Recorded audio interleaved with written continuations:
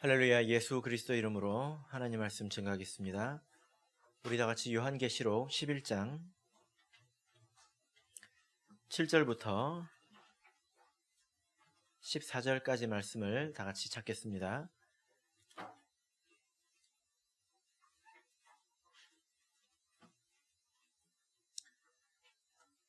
요한계시록 11장 7절부터 14절까지 말씀을 저 여러분이 한 절씩 교독하겠습니다. 7절. 저희가 그 증거를 마칠 때에 무적행으로부터 올라오는 짐승이 저희로 더불어 전쟁을 일으켜 저희를 이기고 저희를 죽일 터인즉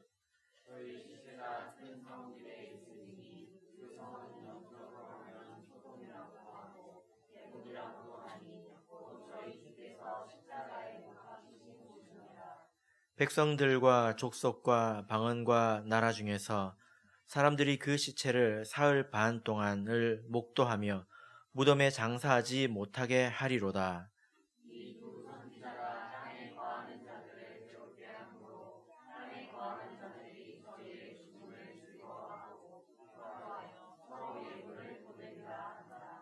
삼일 반 후에 하나님께로부터 생기가 저희 속에 들어가매 저희가 발로 일어서니 구경하는 자들이 크게 두려워하더라.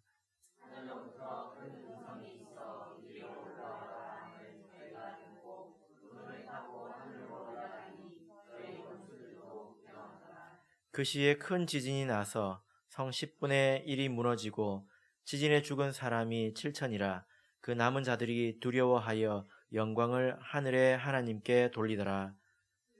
화는 지나갔으니 보라 셋째 화가 속히 이르는도다. 아멘.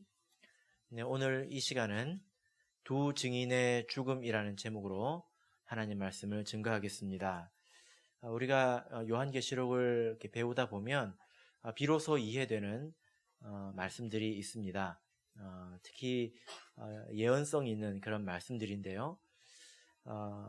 그 중에 하나가 가라지 비유입니다. 마태복음 13장을 한번 보실까요? 마태복음 13장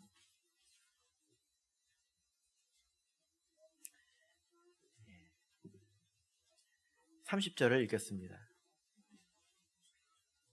마태복음 13장 30절 읽겠습니다. 시작. 둘 다 추수 때까지 함께 자라게 두어라.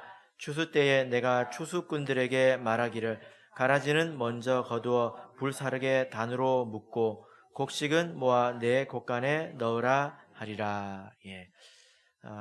가라지의 비유입니다. 이제 처음에는 몰랐지만 시간이 지나면서 가라지와 곡식이 구별이 되죠.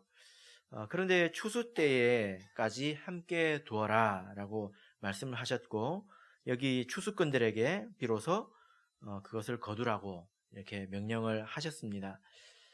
여기서 추수는 세상 끝날을 말하죠. 이렇게 곡식을 뿌린 것은 예수님을 말하죠. 특히 여기서 추수꾼들은 세상 끝날에 있는 우리 참예수교의 성도를 말합니다. 참 성도를 말하죠. 왜 그렇게 볼 수 있냐면 이 비유는 천국의 비유이기 때문입니다. 그래서 이것은 교회 안에 있는 일들에 대한 비유이기 때문에 최후의 심판과는 좀 차이가 난다라는 것입니다. 그러니까 하나님의 밭 안에 곡식과 가라지가 같이 있잖아요. 지난 시간에도 그물 속에서 고기를 이렇게 내어 던져버리는 말씀을 먼저 말씀드렸는데, 가라지 비유도 하나님의 밭 안에 있는 이 가라지를 뽑아내는 것입니다. 이 천사들이 특히 우리 말세의 참예수교의 참성도를 말하는 것은 마태복음에서 천국은 교회를 뜻하기 때문입니다. 이 천사들에게 무엇을 명령하셨습니까? 30절을 읽으셨죠? 추수꾼들에게 주인께서 뭐라고 하셨습니까? 가라지는 먼저 거두어 불사르게 단으로 묶으라 하셨습니다. 그러니까 말세의 추수꾼들에게는 어떤 사명이 있습니까? 가라지를 단으로 묶어야 되는 사명이 있다는 것입니다. 이 가라지가 무엇일까요? 41절을 보겠습니다. 41절을 보시면 같이 읽어볼까요? 시작. 인자가 그 천사들을 보내리니 저희가 그 나라에서 모든 넘어지게 하는 것과 또 불법을 행하는 자들을 거두어내어. 자, 여기 보니까 가라지가 무엇입니까? 넘어지게 하는 것, 그리고 불법을 행하는 자들을 이렇게 말하고 있습니다. 그러니까 마지막 때에 우리 참 성도들에게는 이런 것들을 묶어내야 되는 그런 사명이 있다 라는 것입니다. 특별히 이 6번째 나팔의 시대가 바로 이런 시대이죠. 그래서 우리가 지난 시간에도 이런 말씀을 먼저 드리고 시작을 했습니다. 그래서 6번째 나팔의 시대를 특별히 우리가 2가지 관점에서 바라볼 줄 알아야 된다라고 말씀을 드렸는데요. 만약에 이 시대에 어떤 사람이 타락했다면 그것은 한편으로는 사단에게 미혹된 것이지만 한편으로는 하나님께서 버리신 것입니다. 하나님께서 버리셨으니까 사단이 그를 미혹한 것이죠. 그죠? 예. 이때의 거룩한 성이 42달 동안 이방인들에게 짓밟히지만, 그러나 이것은 1260일 동안 두 증인이 더러운 것을 잘라낸 그런 사역의 결과이기도 하다라는 것입니다. 그래서 우리가 2가지 관점에서 이것을 바라볼 줄 알아야 되겠죠. 두 증인이 참 성도인 것과 또 그들의 사역에 대해서는 지난 시간에 말씀을 드렸고요. 오늘은 본문을 통해서 이 두 증인이 맞이하게 되는 죽음에 대해서 같이 살펴보도록 하겠습니다. 먼저 요한계시록 11장 7절을 보겠습니다. 7절 다시 읽겠습니다. 시작. 저희가 그 증거를 마칠 때에 무저갱으로부터 올라오는 짐승이 저희로 더불어 전쟁을 일으켜 저희를 이기고 저희를 죽일 터인즉. 자, 그 증거를 마칠 때에 여기서 이 증거는 1260일 동안 입에서 불이 나와서 예언하고 심판하는 또 청량하는 그런 때를 말하죠. 1260일이 마쳤다는 것입니다. 청량의 시대가 곧 끝났다는 거죠. 그러면 그때는 이제 1260일을 마치게 되면 청량이 끝났기 때문에 이때는 성소 안에 있는 사람과 그리고 성소 밖에 있는 사람으로 완전히 구분되게 됩니다. 이때는 완벽하게 구별되게 됩니다. 바로 그때에 무저갱으로부터 올라오는 짐승이 나타나지요. 이 짐승에 대해서는 13장에서 자세히 말씀드릴 예정입니다. 우리가 이 짐승을 잘 알아야 합니다. 왜냐하면 오늘 말씀을 보니까 이 짐승이 그 전쟁의 대상이잖아요. 그죠? 싸움의 대상이기 때문에 이 짐승에 대해서 우리가 아주 잘 알아야 합니다. 특별히 13장에 가서 보면 이 짐승은 2군데에서 출현을 합니다. 하나는 바다에서, 하나는 땅에서 출현을 하는데요. 계시록 6장 7절 8절을 보시면요, 이미 우리가 본 적이 있습니다. 요한계시록 6장 7절 8절 같이 보겠습니다. 읽겠습니다. 시작. 넷째 인을 떼실 때에 내가 넷째 생물을 음성을 들으니 가로되 오라 하기로, 내가 보매 청황색 말이 나오는데 그 탄자의 이름은 사망이니 음부가 그 뒤를 따르더라. 저희가 땅 4분의 1의 권세를 얻어 검과 흉년과 사망과 땅의 짐승으로서 죽이더라. 그러니까 지금 넷째 인의 시대에 이미 땅의 짐승은 이미 존재하고 있죠.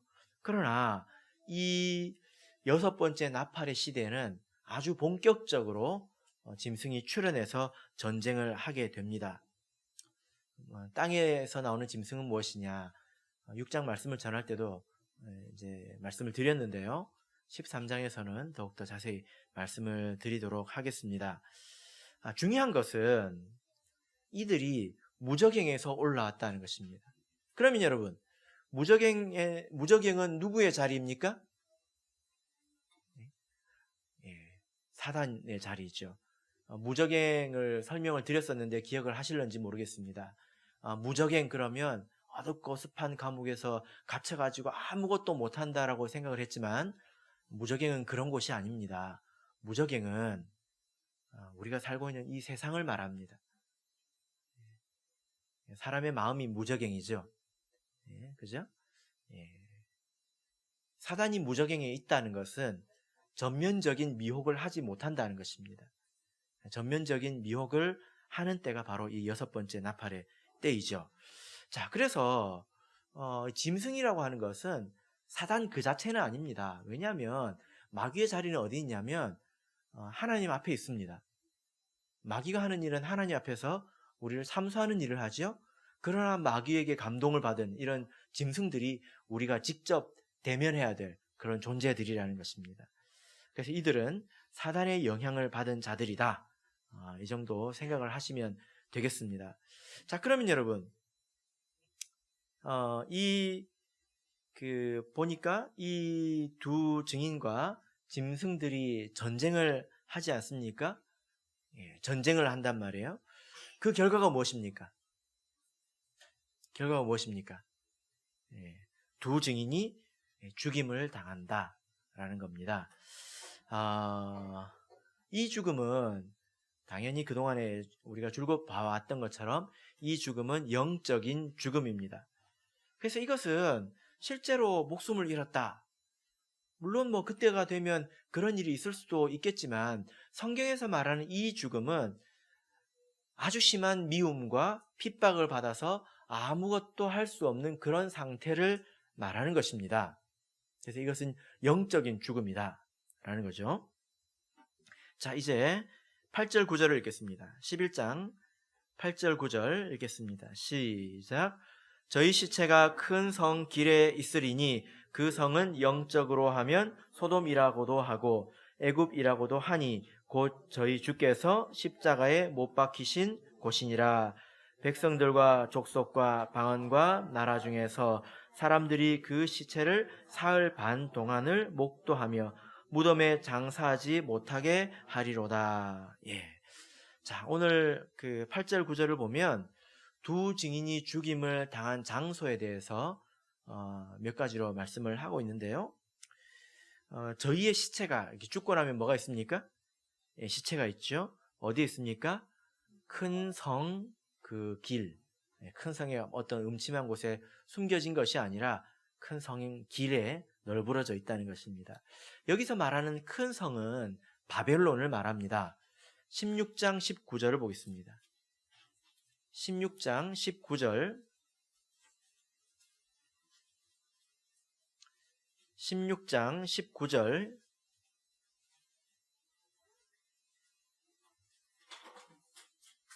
같이 읽겠습니다. 시작. 큰 성이 세 갈래로 갈라지고 만국의 성들도 무너지니 큰 성 바벨론이 하나님 앞에 기억하신 바 되어 그의 맹렬한 진노의 포도주 잔을 받으매. 여기 보니까 이 바벨론을 일컬어서 큰 성이라고 하고 있습니다. 바벨론은 이 세상을 말하죠. 그렇죠?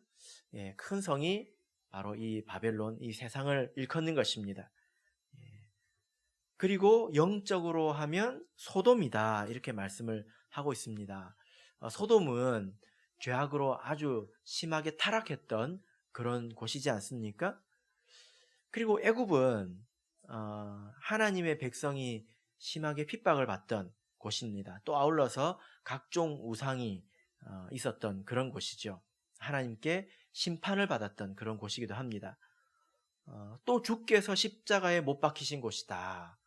우리는 예수님의 몸된 교회니까 이 교회도 마치 예수님께서 죽으신 것처럼 우리도 이 예수님께서 십자가에 못 박히신 이 곳에서 죽임을 당하게 된다라는 것입니다. 그래서 수백만 원 들여서 저기 이스라엘 가서 성지를 굳이 갈 필요가 없습니다. 그죠? 어디가 성지입니까? 우리 교회가 있는 곳이 성지이죠. 홀리 플레이스 아닙니까? 그죠? 그리고 우리가 순교하는 곳이 어디입니까? 바로 골고다입니다. 이런 점을 이렇게 보면,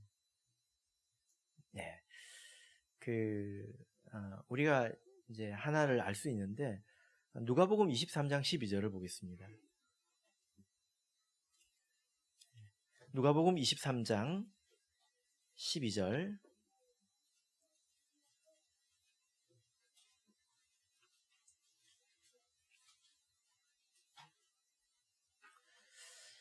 누가복음 23장 12절 같이 읽겠습니다. 시작. 헤롯과 빌라도가 전에는 원수였으나 당일에 서로 친구가 되니라. 여러분, 예수님이 누구에 의해서 죽임을 당하셨습니까? 헤롯이라고도 말하기도 그렇고 빌라도라고도 말하기도 그렇죠. 둘이 힘을 합한 거지 않습니까? 그죠? 만약에 헤롯 혼자의 뜻만으로는 죽일 수가 없습니다. 왜냐하면 그 당시에는 사형은 로마만 집행할 수 있거든요. 그런데 이 빌라도는 예수님을 죽일 생각이 있었습니까? 없었죠. 둘이 합해서 예수님께서 죽으셨다는 거예요. 그래서 예수님께서 이 두 짐승에 의해서 죽임을 당하신 것처럼 이때에도 우리 참 성도들, 두 증인 된 참 성도들도 바다와 땅에서 올라온 짐승에 의해서 이렇게 죽임을 당할 것인데, 핍박을 당할 것인데, 우리가 사는 그곳이 바로 이렇게 골고다가 될 것입니다. 자, 그때 이 두 증인은 굉장히 주목받는 것을 알 수 있습니다. 요한계시록 11장 9절을 보시면 백성들과 족속과 방언과 나라 중에서 사람들이 그 시체를 사흘 반 동안을 목도하며, 여기서 백성들과 족속과 방언과 나라라는 것은 온 세계를 말합니다. 성경에 보면 특히 이제 계시록에 백성과 족속과 방언과 나라가 이 네 가지가 같이 덩어리째 이렇게 표현이 나오는데요. 계시록 5장 9절을 보실까요?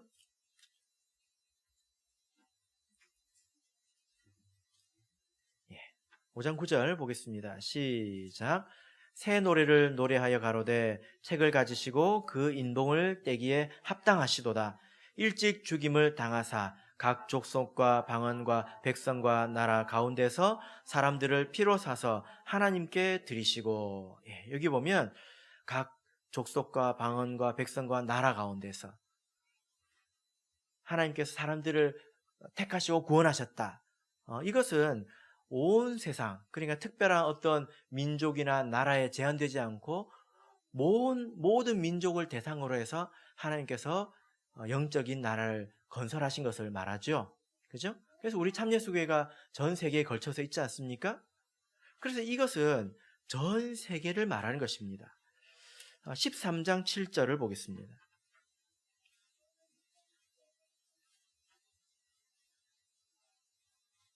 13장 7절 읽겠습니다. 시작. 또 권세를 받아 성도들과 싸워 이기게 되고 각 족속과 방언과 나라를 다스리는 권세를 받으니. 여기 보니까 족속과 백성과 방언과 나라를 다스리는 권세가 있는데 누가 이런 권세가 있을까요? 예수님 그러면 큰일 나요. 왜냐하면 쭉 올라가 보시면 바다에서 나오는 짐승이 그렇다는 것입니다. 그러니까 지금 그 두 증인의 시체가 누구에게 주목을 받고 있습니까? 그 두 증인의 핍박, 미움 받는 것, 그리고 이 영적인 죽음이 모든 세상 사람들에게 주목받고 있다라는 것입니다. 그냥 온 세계로부터 미움을 받고 있는 거예요. 온 세상으로부터. 근데 어떻게 미움을 받느냐? 사흘 반 동안 목도하며 무덤에 장사하지 못하게 하리로다. 이것은 굉장히 큰 치욕을 말합니다. 그러니까 이렇게 전쟁에서도요, 예를 들어 이렇게 그 전쟁을 하면 서로 이렇게 죽이기 위해서 총을 쏘지 않습니까? 그죠? 죽이고 나면 그 전쟁이 이제 뭐 전투가 끝나고 나면 어떤 쪽이 이기게 되잖아요. 그럼 그 사람들이 적들의 시체를 묻어줍니다. 적어도 그런 죽은 자들, 망자들에 대해서는 존중을 표하거든요. 그래도 그 참혹한 전쟁터에서도 그 정도가 기본입니다. 그런데 여기서 보면 이 사람들을 죽여서 장사하지 못하게 한다는 것은 굉장히 큰 핍박과 모욕당하는 것을 말하고 있는 것입니다. 그런데 그 기간이 얼마입니까? 사흘 반이죠? 자, 여러분, 이 내용을 좀 생각을 해보면, 사흘 반은, 정말로 기간이 사흘 반일까? 물리적으로 사흘 반일까? 뭐, 그럴 수도 있고 아닐 수도 있을 것 같습니다. 우리가 지금까지 본 관점에 의하면. 그런데 무엇과 대략 일치하냐면, 예수님께서 로마 군병에게 잡히시고, 그리고 고통받으시고, 십자가에서 달려 죽으시고, 무덤에서 계셨던 그 기간과 유사합니다. 한번 계산을 해보십시오. 예수님께서 무덤 속에서 3일을 계셨죠? 그런데 예수님께서 잡혀가셔서 십자가에 달리기까지 한번 계산을 해보시길 바랍니다. 그리고 예수님께서 공생의 사역을 하신 기간이 대략 3년 정도 되지 않습니까? 그죠? 이 두 증인이 몇 년간 사역을 했습니까? 1260일. 그러면 이제 3년 반 정도 되죠. 그죠? 예수님께서 공생의 사역을 하신 것과 아주 유사합니다. 그래서 이 일에 대해서 우리가 너무 두려워하실 필요가 없습니다. 왜 그럴까요? 두 증인이 예수님처럼 그렇게 권세를 가지고 사역한 날은 1260일이고요. 핍박을 받아서 죽어 있는, 그래서 모욕을 당하는 기간은 며칠입니까? 사흘 반이죠. 현저히 짧다는 것입니다. 그러면 좀 할만하지 않습니까? 그렇게 두려워하실 필요가 없습니다. 도리어 이때 핍박을 받지 않는 것이 아주 심한 일이죠. 또 한편으로는 우리가 이때가 되면 시체와 같이 아무 일을 할 수 없기 때문에 오히려 마음이 평안할 것입니다. 이때 특별히 참소하는 기도를 하게 되겠죠. 그죠? 하나님께 기도를 많이 하는 시간을 보내게 될 것입니다. 자, 10절을 보겠습니다. 계시록 11장 10절 읽겠습니다. 시작. 두 선지자가 땅에 거하는 자들을 괴롭게 한 고로 땅에 거하는 자들이 저희의 죽음을 즐거워하고 기뻐하여 서로 예물을 보내리라 하더라. 여기 보면 두 선지자가 나옵니다. 그래서 이 두 선지자는 두 증인을 말하는데 그들의 죽음을 인해서 사람들이 아주 기뻐했다는 것입니다. 마치 예수님께서 십자가에 못 박히셨을 때 아마 대제사장들이 그날 밤에 파티를 하지 않았겠습니까? 그런 것처럼 서로 되게 기뻐한다는 것입니다. 왜냐하면 이 두 선지자, 두 증인이 하는 일이 심판하는 일이거든요. 그 심판에 관한 메시지를 주는 것입니다. 화 있을진저. 예수님처럼 그런 말을 하는 거죠. 그럼 그것을 들은 사람의 기분이 어떻겠습니까? 아주 안 좋겠죠. 그래서 예수님께서 그렇게 바리새인들을 정죄하고 책망하는 그런 말씀을 전하셨을 때에 그들이 예수님을 죽이기로 결단했다. 이렇게 성경은 말씀하고 있습니다. 얼마나 미웠으면 죽이자고 했겠습니까? 근데 이 일은 예수님만 당한 것이 아닙니다. 바울 사도도 당했지요. 사도행전이 초대교회 역사이지 않습니까? 초대교회 역사가 사도행전에 있습니다. 물론 초대교회 역사는 그거보다 길지만 하나님께서 계시해 주신 초대교회 역사는 사도행전이 전부입니다. 근데 그 교회의 시작과 끝이 어디 있어요? 이제 사도행전에 있는데 바울 사도가 전도행을 마치고 예루살렘에 끌려갔을 때에 사람들이 어떻게 했습니까? 어떤 사람들이 있었습니까? 어떤 유대인들이 무리를 만들어가지고 맹세하기를 바울을 죽이기 전에는 먹지도 않고 마시지도 않겠다. 이렇게 결사동맹한 자들이 있었다는 것입니다. 그러면 사실은 바울은 죽은 거죠. 그렇게 미움을 받았으니까. 그죠? 그 이후의 결과가 무엇입니까? 바울 사도는 혼자 있었습니다. 혼자 복음을 전했죠. 근데 아무도 듣지 않았습니다. 마치 이와 같이 예수님께서도 그런 길을 걸으셨고 초대교회도 그런 길을 걸었던 것처럼 마지막 우리 교회도 그런 길을 걷게 될 것이다. 그래서 이 일에 대해서 두려워하지 마십시오. 마땅히 있어야 될 일입니다. 두려워하지 마시길 바랍니다. 또 마땅히 두려워하지 말 것은 예수님께서 죽으신 것으로 모든 것이 끝난 게 아니죠? 어떤 일이 있었습니까? 예수님께서 부활하셨습니다. 여기도 마찬가지인데 본문으로 돌아가서 11절, 12절을 읽겠습니다. 11절, 12절 읽겠습니다. 시작. 3일 반 후에 하나님께로부터 생기가 저희 속에 들어가매 저희가 발로 일어서니 구경하는 자들이 크게 두려워하더라. 하늘로부터 큰 음성이 있어 이리로 올라오라 함을 저희가 듣고 구름을 타고 하늘로 올라가니 저희 원수들도 구경하더라. 여기 보면 3일 반 후에 그들이 다시 살아난 것을 보게 되는데 이것이 실제 그 죽음이 아니기 때문에 여기서 나오는 것도 실제 육체의 부활을 말하는 것은 아닙니다. 이 말씀을 보면 그들에게 다시 생기가 들어갔다 이렇게 말씀을 하고 있고요. 그래서 저희가 두 발로 다시 일어났다고 말을 하고 있죠. 그리고 하늘에서 큰 음성이 나서 뭐라고 합니까?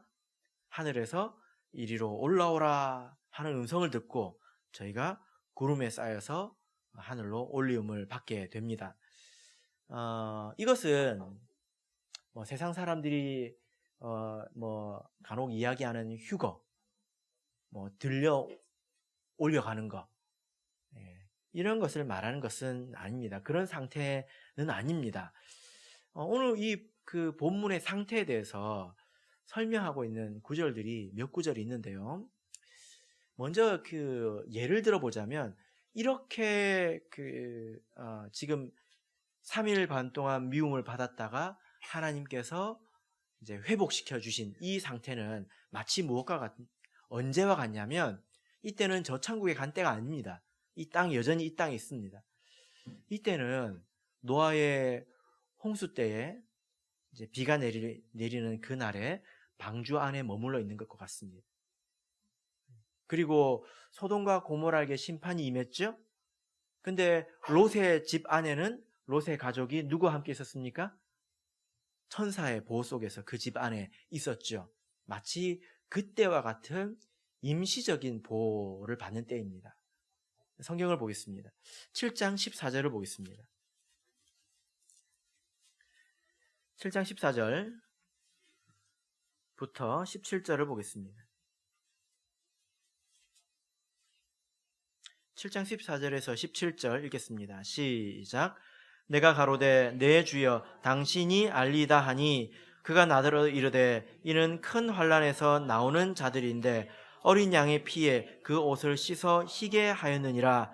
그러므로 그들이 하나님의 보좌 앞에 있고 또 그의 성전에서 밤낮 하나님을 섬기매 보좌에 앉으신 이가 그들 위에 장막을 치시리니 저희가 다시 줄이지도 아니하며 목마르지도 아니하고 해가 아무 뜨거운 기운이 상하지 아니할지니 이는 보좌 가운데 계신 어린 양이 저희 목자가 되사 생명수 샘으로 인도하시고 하나님께서 저희 눈에서 모든 눈물을 씻어 주실 것임이러라. 우리가 보통 이 말씀을 저 천국으로 생각을 하기도 하는데요. 그렇지 않습니다. 왜냐하면 15절을 보면 그들 위에 장막을 치시리니 했거든요. 장막은 임시 텐트죠. 여러분 천국에 장막이 있겠습니까? 네? 천국에 갔더니 아파트에 살다가 천국에 갔더니 장막이 있어요. 그럼 손해 아닙니까? 그래서 이 장막은 일시적인 보호를 말하는 것인데 어떤 자들에게 일시적인 보호가 있습니까? 14절 보면 큰 환난에서 나오는 자들이다. 이 자들이 누구입니까? 바로 두 증인입니다. 3일 반 동안 죽임을 당했던 그런 자들입니다. 그래서 여러분, 이 3일 반은 그들이 하나님의 부탁을 받아서 하나님께서 주신 그 갈대와 같은 지팡이로 청량하고 그들을 심판한 사역의 결과로 핍박을 받는 것이기도 하지만, 그런 핍박 가운데 그들은 도리어 더욱 거룩해졌다는 것입니다.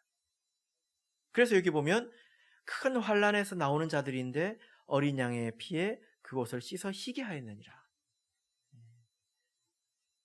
그들은 그런 핍박을 통해서 더욱더 거룩해졌다는 거죠.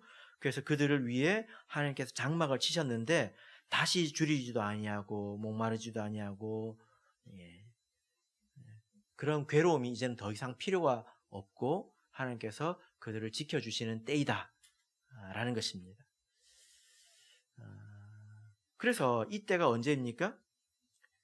14절을 보시면 그 옷을 씻어 할 때 이 옷은 어떤 옷이라고 했죠?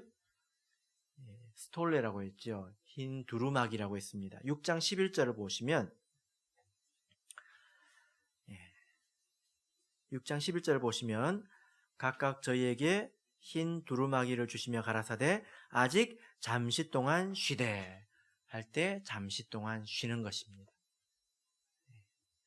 자, 그 다음에 21장을 보겠습니다.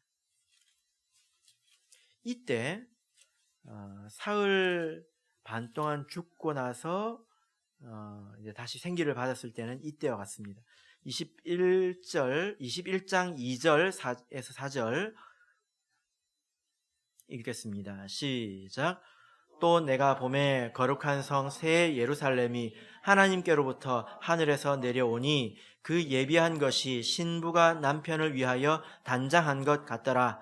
내가 들으니 보좌에서 큰 음성이 나서 가로되 보라, 하나님의 장막이 사람들과 함께 있음에 하나님이 저희와 함께 거하시리니 저희는 하나님의 백성이 되고 하나님은 친히 저희와 함께 계셔서 모든 눈물을 그 눈에서 씻기심에 다시 사망이 없고 애통하는 것이나 곡하는 것이나 아픈 것이 다시 있지 아니하리니 처음 것들이 다 지나갔음이러라. 자, 여러분 여기 보십시오. 여기 보면 다시 눈물이 없다, 이 말도 저 천국은 아닙니다. 지금 결혼을 한 상태가 아니라 신부로서 예비된 상태거든요. 그죠? 그래서 2절을 보시면 거룩한 성 새 예루살렘, 이것은 교회를 말합니다. 교회가 신부가 남편을 위해서 이제 비로소 완전히 예비가 되었다라는 거예요. 그래서 6번째 나팔의 때에 두 증인이 예언하고 죽임을 당해서 한편으로는 하나님의 공의를 실현했지만 한편으로는 그들이 더욱더 거룩하게 단련을 받아서 그들이 하나님의 신부가 되기에, 그리스도의 신부가 되기에 부족함이 없는 상태가 되었다는 것입니다. 이런 사람들이 더 연단받을 필요가 있습니까? 이때가 되면 아마 모든 성도들이 예수님과 같을 것입니다. 그런 사람들에게 연단이 필요합니까? 필요가 없죠. 그래서 하나님께서 그들에게 더 이상 단 하나의 고통도 허락하시지 않는다는 거예요. 그때 이후로는. 그렇다고 이때 예수님께서 바로 오시지는 않습니다. 이후에 몇몇 심판의 과정이 남아 있습니다. 12장을 보겠습니다. 12장 10절에서 11절을 보겠습니다. 12장 10절에서 11절 읽겠습니다. 시작. 내가 또 들으니 하늘에서 큰 음성이 있어 가로되 이제 우리 하나님의 구원과 능력과 나라와 또 그의 그리스도의 권세가 이루었으니 우리 형제들을 참소하던 자 곧 우리 하나님 앞에서 밤낮 참소하던 자가 쫓겨났고 또 여러 형제가 어린 양의 피와 자기의 증거하는 말을 인하여 저를 이기었으니 그들은 죽기까지 자기 생명을 아끼지 아니하였도다. 지금 여기 보면 밤낮 참소하던 자가 쫓겨났다고 말하고 있죠. 왜 쫓겨났을까요? 참소가 무엇입니까? 고발하는 거거든요. 고자질하는 것. 마귀가 하나님 앞에서 쟤 좀 보세요, 쟤 좀 보세요 하고 계속 하나님께 고자질하고 있다고요. 근데 그 말이 합당하니까 하나님께서 듣고 계신 것입니다. 지금은. 그런데 그 참소가 합당하지 않는 때가 온다는 거예요. 그때가 바로 이때지요. 왜 그럴까요? 그들이 하나님의 말씀과 예수 그리스도의 증거하는 말을 인해서 죽기까지 자기 생명을 아끼지 않고 시체처럼 모욕을 당하고 그래도 믿음을 지키고 있는데 그들에게 무엇을 더 요구할 수 있습니까? 그들이 하나님의 그리스도의 신부가 되기에 합당하기 때문에 그들에게는 참소할 것이 없습니다. 그래서 하나님께서 마귀를 이제는 쫓아내신 것입니다. 그러고 보면 우리는 아직 많이 부족하죠? 그죠? 마귀가 하나님 앞에서 누구 이야기를 많이 하실까요? 내 이야기를 많이 하실까? 네, 누구 이야기를 많이 하실까요? 지금 여러 구절을 이렇게 찾아드렸는데 계시록이 이와 같이 좁혔다, 넓혔다, 자세히 들여다봤다, 뭐 이런 식으로 반복하기 때문에 어떤 그 시간적인 틀을 잘 가지고 있지 않으면 굉장히 이렇게 혼란스럽습니다. 한번 이 시간적인 틀에 대해서는 한번 정리를 해드리도록 하겠습니다. 자, 이제 본문으로 돌아가서요. 13절을 읽겠습니다. 11장 13절. 그러니까 이때는 언제입니까?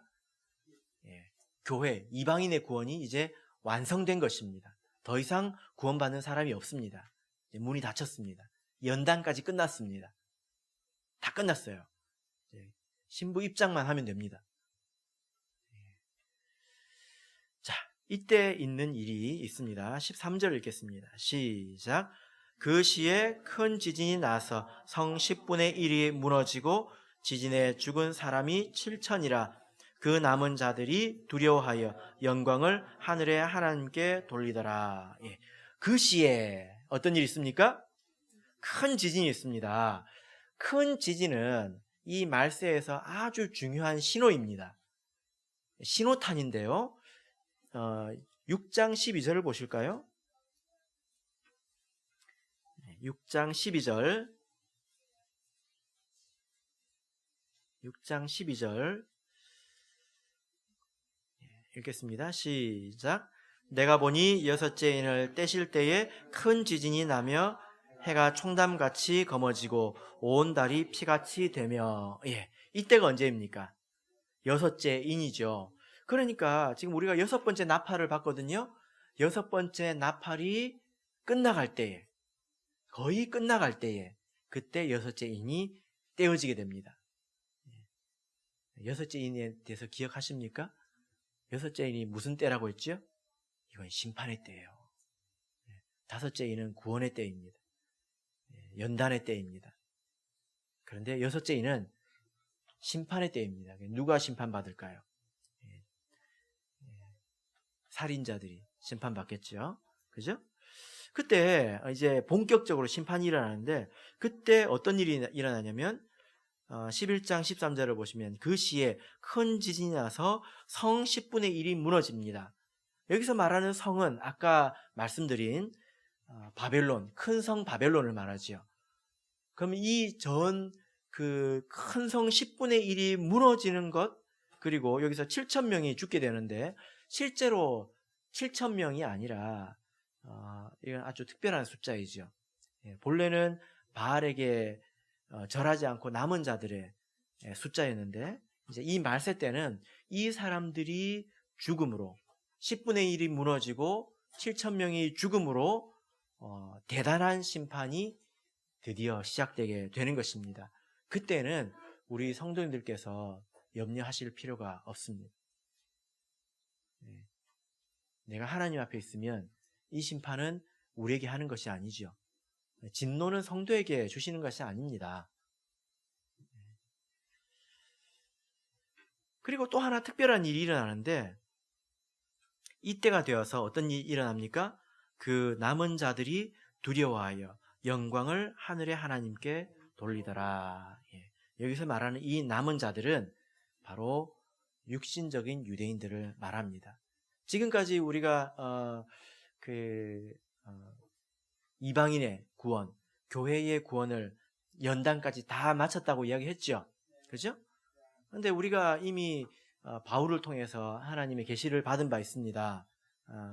로마서 11장 25절을 보시면요, 형제들아 너희가 스스로 지혜 있다 함을 면키 위하여 이 비밀을 너희가 모르기를 내가 원치 아니하노니, 이 비밀은 이방인의 충만한 수가 들어오기까지 이스라엘의 덜어는 완악하게 된 것이니라.